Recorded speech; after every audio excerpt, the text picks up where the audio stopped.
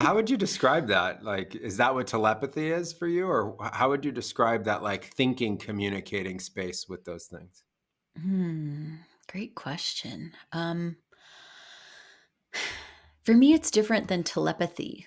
Like, I've had Mm, telepathy in some of your ceremonies where I get to interact with someone else's consciousness, and it's a very clear, like, you're listening to, we don't really do radios anymore. Like, you're listening to music playing, or you're listening to a podcast. You're very clearly listening to someone talk. The communication I've had with these aliens and things is more of like a knowing. So maybe that's even more telepathy than the other thing I experience, which is energy interacting in a way that they don't necessarily remember it. But with the aliens, it's like that knowing. All of a suddenly, there's information now in your brain that you didn't know, and they're communicating. How would does that work for you? Yeah, I think unpacking these things is really hard, and sharing these kinds of conversations is really important to understand how we're trying to talk about the same things, but we don't have a great way to language them yet amongst everybody, Mm, especially in the community. But yeah, I agree with that. I think when there's kind of two degrees of telepathy that I've experienced. One is, like you say, where you're aware of someone else's consciousness and it's really strong. Like you can be in the same ceremonial room together and sometimes not even in the same place. But, like on this last week, as different guests went through different experiences where they needed me, I could hear them need something. And then I would just see their face come into the vision, like right here, right? And then I would mm, be with that, and there would be a kind of transference of information. Not clear whether or not they could consciously know in that moment that they were connected that way and sharing that information, but all of it was just about what they needed to be able to help them move through that phase of the experience. So that could either be mm, just like calming them down, or it could be providing a certain kind of medicine, or it could be helping them release a certain kind of energy, and then or orient to like a more positive place inside themselves. And that's all happening non-verbally, right? But it's happening through yeah. the consciousness itself. Then with like really experienced practitioners, there's a kind of telepathy where it's like you guys have called each other, and it's not like you're using the internet. It's like you guys are the internet. So it's like you got both. It's like this part of you is like, I am the fiber optic, and we're connected and talking, which can be Mhm. really uncomfortable, right? Like insanely uncomfortable to start with.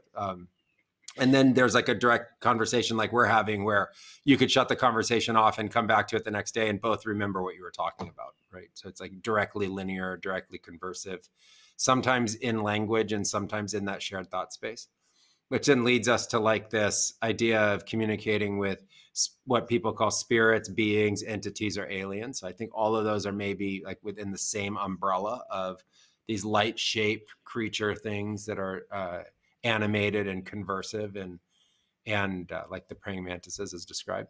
And that in that phenomena there's this awareness, and as you think, they're already answering.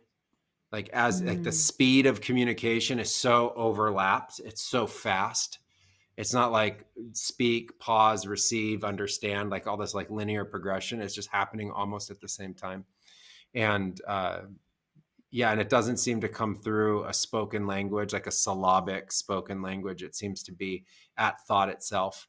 And so as you're thinking, like something in you makes you want to ask the question, that thing that would make you want to ask the question is like they're already answering that thing.